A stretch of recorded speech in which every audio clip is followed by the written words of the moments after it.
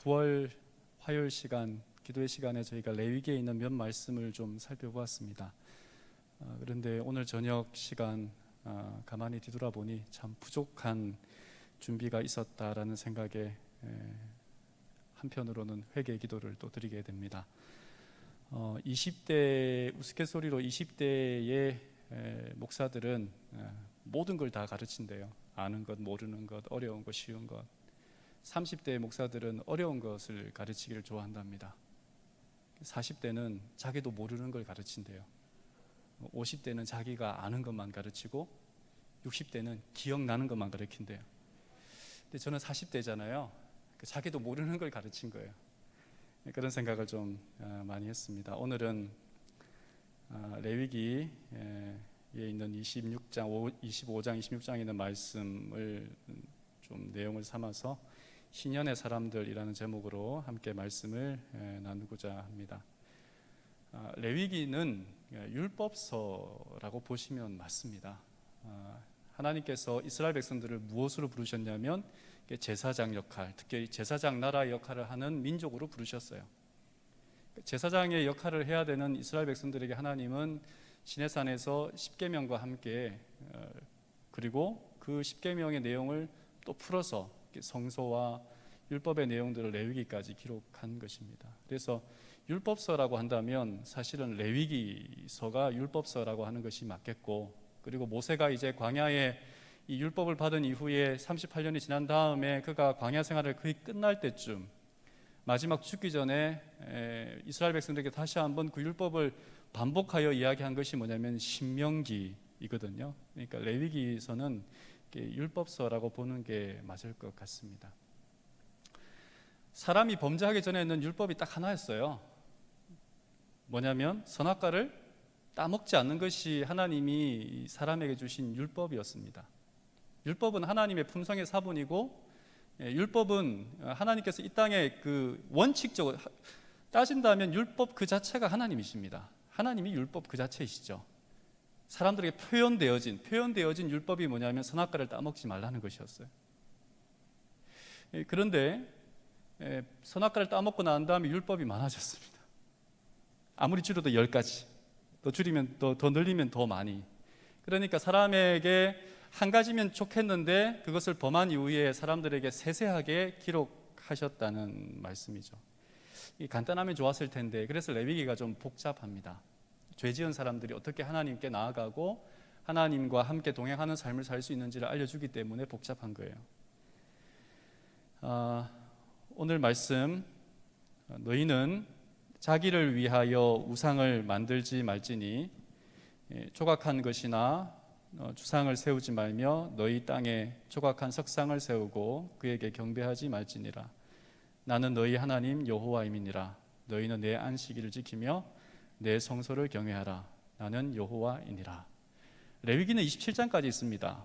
그런데 사실 레위기는 26장에서 끝이 납니다. 27장은 부록과 같은 거예요. 26장이 레위기 26장은 레위기의 결론입니다. 그런데 레위기의 결론을 시작하면서 뭐라고 하냐면 우상을 만들지 말고 뭐 하래요? 안식일을 지키고 성소를 경외하래요. 이것이 레위기의 끝입니다.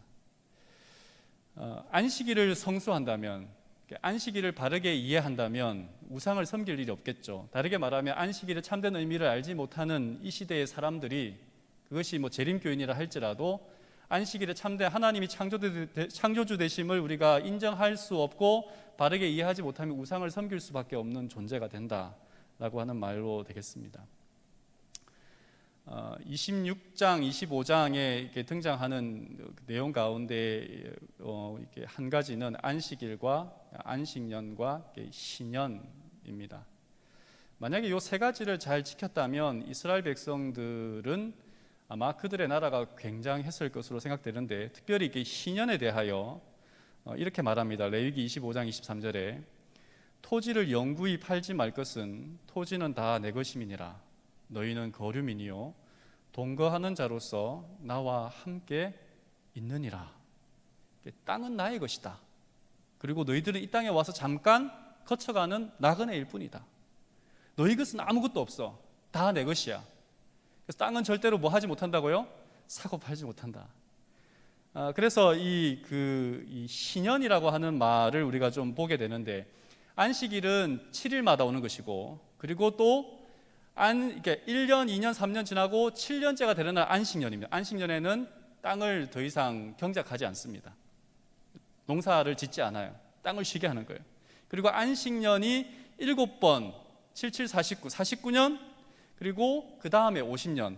어떤 사람은 49년, 안식년이 7번일 때 49년째라고 하는 사람도 있지만, 우리가 성경적으로 그냥 일반적으로 이해한다면 그냥 50년째라고 이야기한다면, 50년이 되었을 때 무슨 일이 있냐면 이런 일이 벌어집니다. 25장에 보면 모든 사람에게 빚진 사람이 있을 거잖아요. 살다 보면 빚을 져야 하는 일이 있는데, 빚이 다 탕감, 사라집니다. 다 없어져요. 그리고 빚을 질 뿐 아니라, 그리고 노예로 살아갈 수밖에 없는 사람들이 있는데, 그게 뭐 이스라엘 사람이든 아니면 이스라엘 밖의 사람이든 노예로 된 사람들도 이 신년이 되면 해방이 됩니다. 그리고 세 번째는 다른 사람에게 넘어갔던 토지를 다 되돌려 받습니다. 토지는 다 하나님 거라 그랬으니까요. 신년이 되면 어떤 일이 발생하냐면 포기해야 될 세 가지가 발생합니다. 첫 번째는 다른 사람에게 준 빚을 포기해야 되고, 받는 걸 포기해야 되고, 두 번째는 내 집에서 부리던 노예가 종이 있을 거잖아요.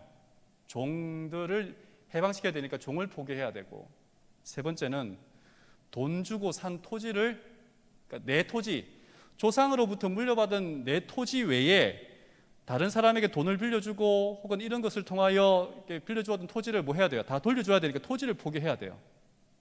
누구에게는 좋은데 빚을 졌거나 종살이를 했거나, 그리고 가난한 사람들에게는 이 신년이 오면 좋은데 누구에게는 힘든 일일까요? 가진 사람, 많은 토지를 소유한 사람, 그런 사람들에게는 이 신년이 굉장히 어렵습니다. 근데 학자들 사이에도 이런 일들이 이런 내용에 대하여 많이 토의를 하는데, 이스라엘 사람들에게 이 신년이라고 하는 거, 신년이 되면 토지도 돌려줘야 되고 사람도 돌려줘야 되고 모든 것 빚도 탕감해야 되는 이 신년이 잘 지켜졌을까요? 못 지켜졌을까요? 어떻게 생각하십니까? 신년이 지켜졌을까요? 그런데 성경을 보면 이 신년이 완벽하게 지켜졌다라고 하는 증거를 댈 수 있는 성경절은 없습니다. 그런데 곳곳에 보면 신년의 정신을 가지고 살아갔던 사람들의 모습을 보게 됩니다. 특별히 그리스의 왕이었던 그 알렉산더가 이 중동 지역을 제패할 때에, 그때에 이스라엘 백성들에게 그 신년이 되는 때에는 그 세금 내는 것을 탕감해 줬다는 기록도 있고, 그리고 로마 황제, 어떤 황제였는지 기억이 안 나지만 그 로마 황제도 신년이 되는 그 해 이스라엘 백성들이 그 신년을 카운트는 했을 거잖아요. 안식일, 안식년, 신년을 카운트는 했을 거잖아요. 그런데 그때에 그 세금을 내지 않게 해 주었다는 것을 보면 이스라엘 사람들이 신년 정신을 가지고 살아갔던 것은 사실인 것 같아요. 그러나 철저하게 그들이 그 신년 제도를 가지고 살았을까라고 하는 부분에 대해서는 뭐 우리가 좀 더 고민해 보아야 할 것 같습니다. 근데 이사야 61장에 보면 하나님께서 신년을 마련하실 때 이것은 인간의 탐욕으로 이렇게 실현되지 못했는데, 61장에 주 여호와의 영이 내게 내리셨으니 이는 여호와께서 내게 기름 부으사 가난한 자에게 아름다운 소식을 전하게 하려 하심이라. 나를 보내사 마음이 상한 자를 고치며 포로된 자에게 자유를, 갇힌 자에게 노임을 선포하며. 이 내용이 무엇이냐면 가난한 자에게 빚을 탕감하고 포로된 자에게 자유를 주고 하는, 이게 뭐예요? 신년의 일입니다. 이 신년이 이스라엘 백성들의 탐욕으로 말미암아 이루어지지 못했어요. 만약에 이 이스라엘 백성들에게 이 신년의 정신이 계속하여 일어났다면 가난한 사람도 없고, 그리고 너무 부하거나 너무 가난한 사람도 없어서 그냥 정말 이렇게 골고루 사람들이 행복하게 잘 살았을 것 같은 그런 나라였는데, 이 신년 정신이 제대로 지켜지지는 않았던 것 같아요. 근데 예수님이 이 신년의 정말 이게 실현, 그러니까 구약 성경에 된 신년에 실현시키는 분으로 오셨어요. 이 신년, 이 25장에 보면 이 신년을 설명하면서 기업 무른다, 기업 무르기, 룻 아시죠? 룻기의 룻을 아시지 않습니까? 그 남편이 죽었을 때에, 그리고 자식이 없을 때에 가장 가까운 친족이 그 여인을 아내 삼고 또 대를 이어가는 이런 기업 무르기. 그러니까 이 기업 무르기를 하지 못할 때에는 결국은 마지막에 노예로 삼고 그리고 땅을 팔게 될 때 희년이 되면 다 회복시켜 준다는 거잖아요.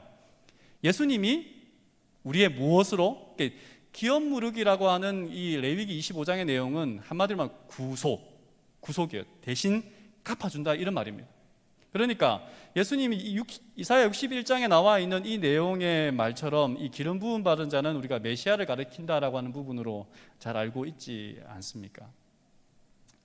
그래서 희년이 되면 누가 기뻐하냐면요, 가난한 사람이 기뻐합니다.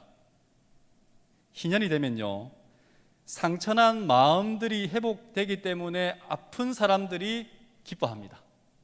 희년이 되면 이별한 사람들이, 이런저런 사정으로 이별한 사람들이 가족에게 돌아가기 때문에 희년이 되면 누가 기뻐해요? 이 사람들이 기뻐하는 거예요.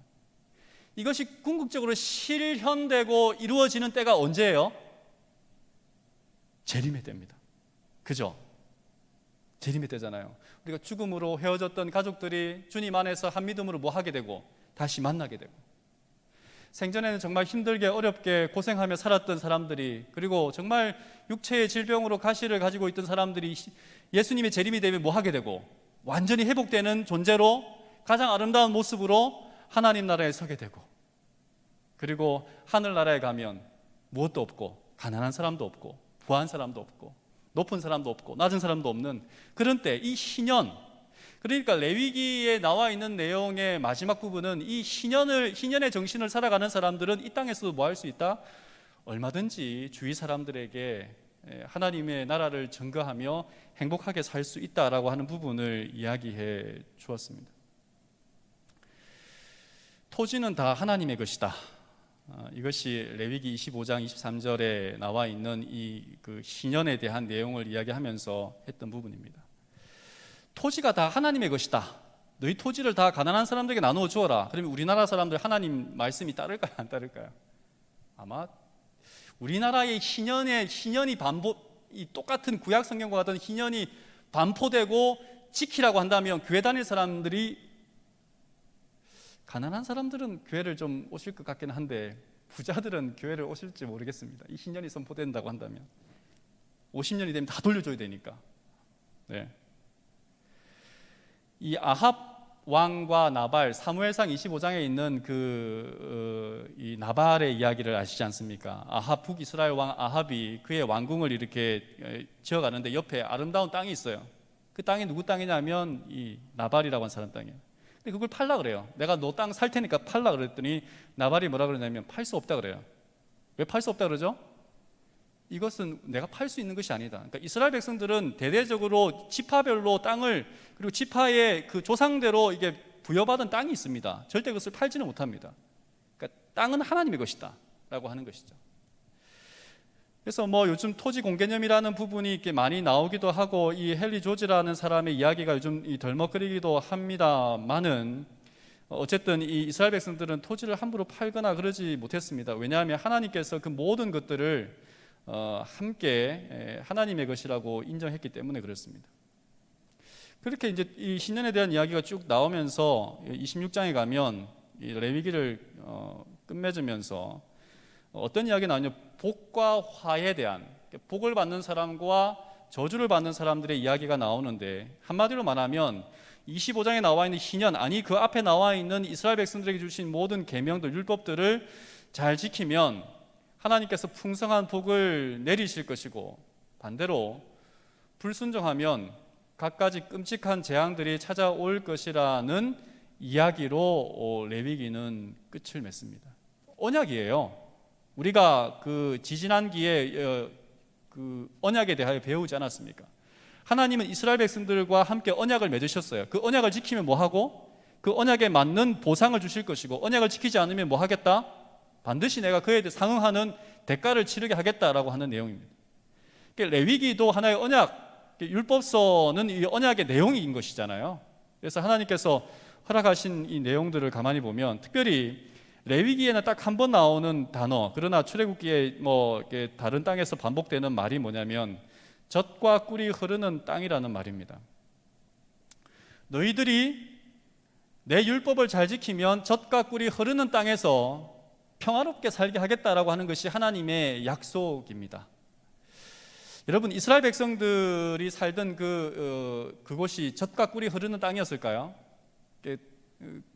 저는 뭐 안 가봤습니다만 책으로 보거나 그리고 사진으로 보게 되면 그 가나안 땅 같은 경우에는 그것이 농사짓기 좋은 땅이라기보다는 이 돌밭, 아주 뭐 이렇게 척박한 땅인 것으로 우리가 알고 있습니다. 그래서 유대 전설에 다음과 같은 이야기가 내려온다고 합니다. 하나님이 세상을 창조한 이후에 천사들로 하여금 이렇게 바위나 자갈을 가지고 자갈과 모래를 좀 온 세상에, 이 지구 온 땅에 퍼뜨리라고 천사들에게 나누어 주었다고 합니다. 그런데 한 천사가 가다가 너무 피곤했는지 졸았는지 그냥 이게 가나안 땅에다가 그냥 돌과 모래를 그냥 쏟아 부어 버렸다는 거예요. 그래서 가나안 땅은 뭐도 많고 돌도 많고 또 이렇게 석회석으로 되어 있는 석회질의 어떤 그 토양이어서 비가 내려도 그 물이 가두어지지 않는, 그냥 물이 그냥 흡수되어 버리고 나가버리는, 농사짓기에 굉장히 척박한 땅이라고 합니다. 그래서 사실은 객관적으로는 이 가나안 땅은 젖과 꿀이 흐르는 땅이 될 수가 없습니다. 이 젖이라고 할 때, 젖과 꿀이 흐르는 땅이라고 할 때 젖은 무엇을 의미하는 것이냐고 하면 여러분들께서 다 아시듯이 이 우유, 그러니까 짐승의 우유입니다. 그러니까 젖과 꿀이 흐르는 땅이라는 말은 첫 번째는 젖이랑 가축이 잘 자라는 땅이라는 말입니다. 그 다음에 꿀은 뭘까요? 가나안의 정탐꾼들을 12명을 보냈을 때 그들이 뭘 메고 왔어요? 아주 큰 포도송이를 메고 왔습니다. 이 꿀은 두 가지 의미로 말할 수 있는데, 우리가 말하는 이 벌이 이렇게 꽃가루를 가지고 와서 생성되는 게 꿀일 수도 있고, 그런데 두 번째 의미는 뭐냐면 이 과일의 꿀입니다. 그러니까 젖과 꿀이라고 하는 말은 가축을 잘 자라게 할 수 있고 또 뭐도 할 수 있는, 농사도 풍성하게 잘 지을 수 있는 땅이 가나안 땅이라는 거예요. 근데 가나안 땅은 태생적으로 그렇게 할 수가 없는 땅이에요. 사실 젖과 꿀이 흐르는 땅이라고 한다면 어떤 땅이어야 되냐면 애굽. 그래서 이스라엘 백성들이 광야에서 그들이 반역했을 때에 젖과 꿀이 흐르는 애굽으로 돌아갔으면 좋겠다라고 이야기합니다. 하나님은 어디가 젖과 꿀이 흐르는 땅이라고 그랬는데? 가나안 땅이. 그런데 사람들이 보기에는 어디가? 메소포타미아의 그 삼각주, 이게 그 부분이 젖과 꿀이 흐르는 땅이라면 사실은 애굽이 더 맞는 거예요. 그런데 하나님께서 그 땅을, 척박한 땅을 뭘로 만들어 주겠다? 젖과 꿀이 흐르는 땅으로 내가 만들어 주겠다라고 하는 말입니다. 나일 삼각주도 아니고 메소포타미아 티그리스와 유프라테스 강 유역도 아닌 이곳을 젖과 꿀이 흐르는 땅으로 만들어 주겠다라고 하는 것은, 레위기 26장 3절과 4절에 있는 말씀을 보면 너희가 내 규례와 계명을 준행하면 내가 너희에게 철을 따라 비를 주리니 그 땅은 그 산물을 내고 밭의 나무는 열매를 맺으리라. 성경에 가장 많이 이게 특별히 농사와 관련하여 등장하는 것이 뭐냐면 이른 비와 늦은 비입니다. 파종할 때, 씨를 뿌릴 때 뭘 내려야 돼요? 이스라엘 땅은 참 신기하게도 비만 잘 내려주면, 그 척박한 땅에 비만 잘 내려주면 그냥 농산물이 씨를 뿌린 그 씨들이 잘 이렇게 발아해서 농사가 잘 된다는 거예요. 그래서 이른 비, 그리고 중간에는 비가 좀 안 와도 되지만, 그리고 추수하기 직전에 내리는 늦은 비, 이른 비와 늦은 비가 잘 내려주기만 하면 여기에는 농사가 기가 막히게 된다는 것입니다. 그래서 이것은 뭐 하겠다? 내가 뭐 하겠다는 거예요. 너희가 내 말을 잘 듣고 따르면 내가 뭐 하겠다? 너희로 하여금 이른 비와 늦은 비를 잘 내리게 하겠다. 그리고 레위기 26장에 보면 5이 100을 쫓고 100이 만을 쫓는, 그리고 너희들이 헌곡식을 먹다가도 새곡식을 먹을 수 있는 그런 은혜를, 그런 풍성한 축복을 내가 내려주겠다라고 하나님께서 이야기를 합니다. 그렇다면 이스라엘 백성들에게 이 땅이 이 젖과 꿀이 흐르는 땅이 되려면 반드시 어떤 것이 되어야 되는? 천수답이 되어야 합니다. 이 그림처럼 말입니다. 천수답. 하늘에서 비가 내려 주어야 믿음으로 농사를 지을 수 있고, 기도로 농사를 지을 수 있고, 하나님의 은혜가 함께하는 이 천수답과 같은 그런 것이 이스라엘 백성들에게 하나님께서 내려주시겠다라고 이야기를 하신 것입니다. 하나님이 제사장 나라로 이스라엘 백성들을 선택하셨습니다. 강대한 나라도 아니고요, 굉장히 연약한 노예의 삶을 살았던 사람들입니다. 좋은 땅으로 인도하는 것처럼 보이지만 사실 그 땅은 좋은 땅이 아니에요. 척박한 땅입니다. 그런데 하나님이 그런 척박한 땅에 있다 할지라도 내가 너희와 함께하면 너희는 어떤 땅이 되고 젖과 꿀이 흐르는 땅이 되고, 아무리 너희가 연약한 사람이라 할지라도 내가 너희와 함께 되면 너희는 어떤 민족이 되고 강한 민족이 되고, 다른 사람들이 다 너희를 침략할지라도 너희가 나와 함께하면, 내 언약을 지키면 내가 너희로 하여금 무엇하게 하고 제사장 나라를 감당할 수 있는 민족을 삼게 해주겠다고 약속하신 것이 하나님의 약속이었어요. 여러분, 사람이 방법을 찾을 때 하나님은 사람을 찾는다라는 말을 우리가 잘 알고 있고, 또한 방법이 없는 것이 아니라 생각이 없는 것이다라고 하는 말을 우리가 흔히 하곤 합니다. 각 시대 대쟁투에는 하나님의 율법이 다시 그 정당한 위치를 회복할 때에만 하나님의 백성이라고 공언하는 사람들 사이에서 초대교회가 가졌던 믿음과 경건의 부흥이 일어날 수 있다, 이렇게 이야기를 했습니다. 레위기의 내용은 단순하게 제사를 어떻게 드리고 하는 것뿐 아니라 실생활 속에서 어떻게 살아가느냐 하는 부분입니다.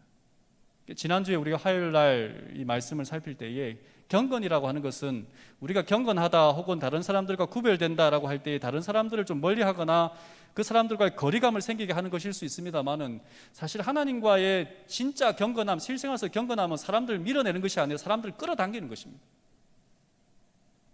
그러니까 우리가 나도 모르게 뭔가를 사람들을 밀어내고 있다고 한다면 좀 뭔가 우리의 삶에 있어서 하나님께서 허락하신, 하나님께서 이스라엘 백성들로 하여금 희년의 삶, 율법에 맞게 말씀에 맞게 또 이 오므린 손을 펴고, 그리고 때로는 어떻게 보면 내 원수를 사랑하라, 오른밤을 치고도 왼밤을 내밀라라고 하는 이런 어떤 역설적인 삶의 원리를 살게 되면 하나님께서 뭐 하시겠다는 거예요?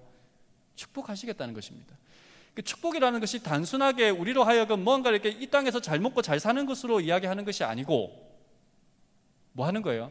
때로는 너희의 생명을 희생한다 할지라도, 때로는 너희가 손해본다 할지라도 내가 뭐는 얻게 해주겠다는 거예요. 하늘의 영생은, 하늘의 생명은 얻게 해주겠다는 거예요. 때로는 너희가 보잘것없고 때로는 고생한다 할지라도, 손해본다 할지라도 그 나머지 것들은 내가 뭐 하겠다는 거예요? 책임져 주시겠다는 것입니다. 우리가 사는 것은, 이스라엘 백성들로 하여금 하나님께서 부르신 것은 제사장 역할을 감당하기 위한 것이지 그들로 하여금 강대국이 되게 하기 위함이 아니었습니다. 제7회 안식 예수 재림교회를 오늘 이 땅에 남은 교회로 부르신 것은 이 교회가 정말 강성하고 커서 수적으로 엄청나게 사람들이 부러워할 만큼 그러한 교회가 되어서 이 땅에서 뭔가 군림하는 것이 아니라 작다 할지라도 어떠한 하나님의 제사장의 역할을 감당하는 그런 교회, 그런 성도들이 되기를 원하신다는 것이죠. 그렇다면 여러분, 우리가 주목해야 할 것은 뭐냐면, 우리는 하나님 앞에 바로 서 있는가? 하나님의 말씀 앞에 설령 때로는 내 목숨과 내가 희생과 때로는 내가 손해본다 할지라도 나는 그 말씀 앞에서 부끄럼 없이 그 말씀을 따라갈 수 있는 믿음이 있는가? 내 자신을 던질 수 있는가? 그럴 때에 하나님께서 이런 약속으로 이야기를 합니다. 내가 그들의 하나님이 되기 위하여 민족들이 보는 앞에서 애굽 땅으로부터 그들을 인도하여 낸 그들의 조상과의 언약을 그들을 위하여 기억하리라. 나는 여호와이니라. 뭐라고요? 나는 여호와이니라. 내가 반드시 기억하고 너희들을 인도할 것이다. 여러분, 돌아오는 또 며칠 동안의 삶 속에서 우리의 삶에서 하나님의 말씀, 보이는 것을 따라 살아가는 사람들은 우상을 섬길 수밖에 없습니다. 오늘 말씀에 우상을 섬기지 말라라고 했던 것은 보이는 것이 아니라 들려지는 말씀, 우리에게 임해지는 그 말씀을 가까이 놓고 살아갈 때에 우리는 우상을 섬기지 않을 수 있고, 또 안식일의 참주인이신 창조주이신 하나님을 신뢰할 때 하나님이 창조주이심으로 이 세상 사람들이 무엇한다 할지라도, 때로는 내 삶 속에서 손해가 된다 할지라도 그것을 따라가는 삶은 하나님이 반드시 뭐 해주시겠다는 거예요? 책임져 주시겠다라고 하신 약속을 믿고 살아가는 사람들이 이 땅에 제사장의 역할을 감당하는 사람들의 모습입니다. 너무 두려워하지 마시고, 너무 염려하지 마시고, 너무 장래에 대하여 걱정하지 마시고 하나님을 신뢰하는 그런 믿음의 제사장 역할을 감당하는 저와 모든 성도님들이 되기를 바라면서 말씀을 줄이겠습니다.